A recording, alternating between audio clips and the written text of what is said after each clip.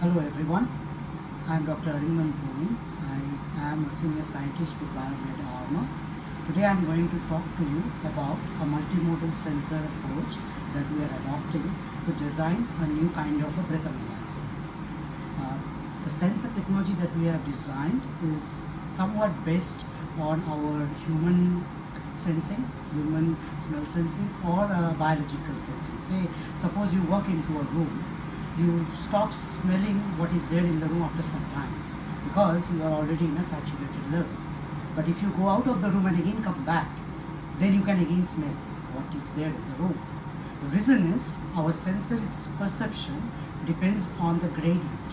Now, in typical sensor design, we never use this gradient.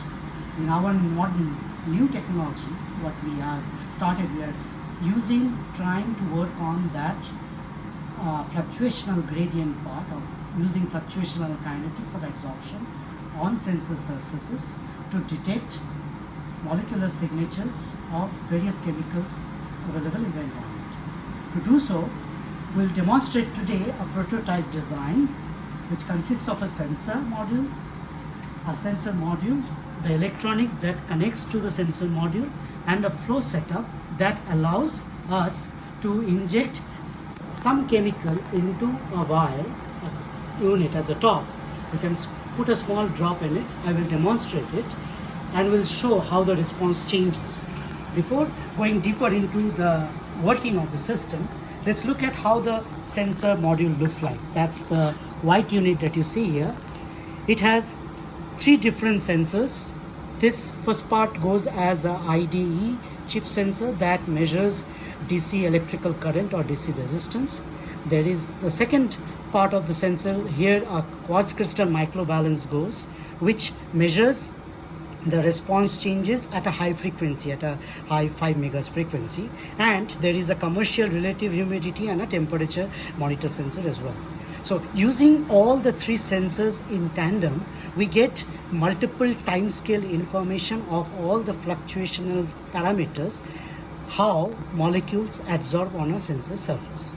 Now, this sensor module, which you see there as the white module, this interfaces to an electronics unit at the bottom.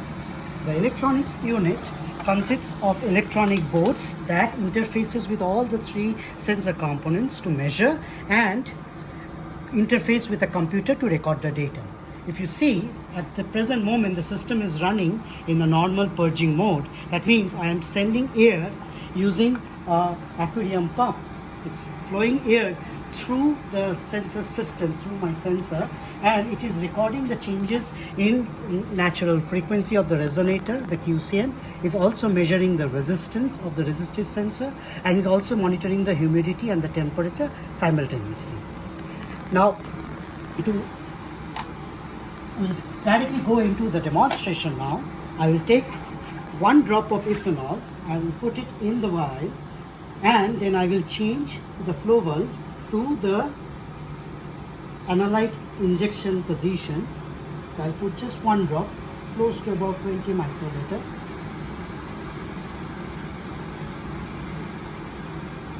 And if you notice, nothing changes here because I am still in the purge mode of the system.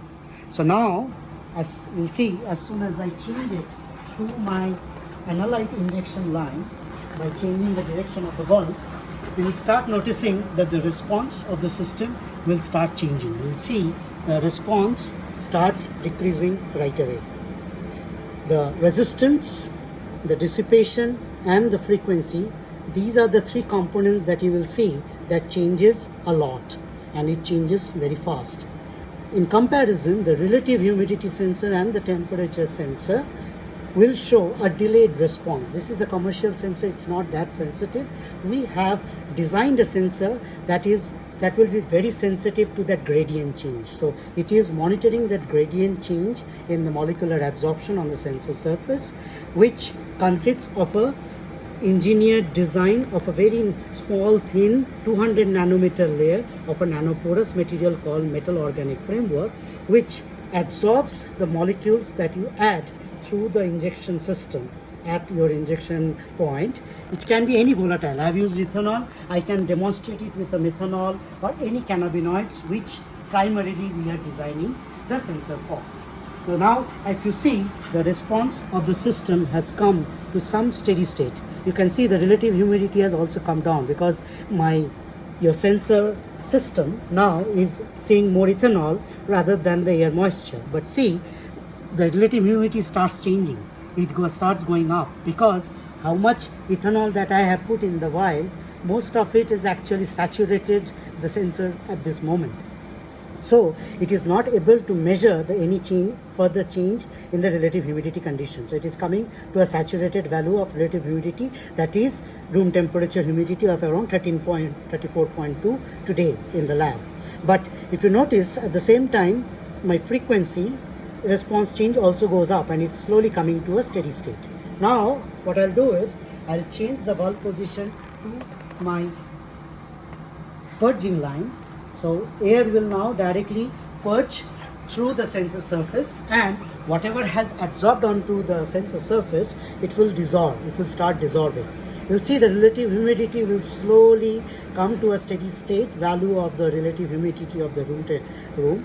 The temperatures show some variations, and it is only in the order of 0.2 to 0.3 degrees Celsius, not much. But if you see, the frequency response and the resistance response of the system shows a drastic change with introduction of air or introduction of an analyte. When you start purging the system will slowly come back to its constant frequency value that was what it had stabilized to when we started our experiment.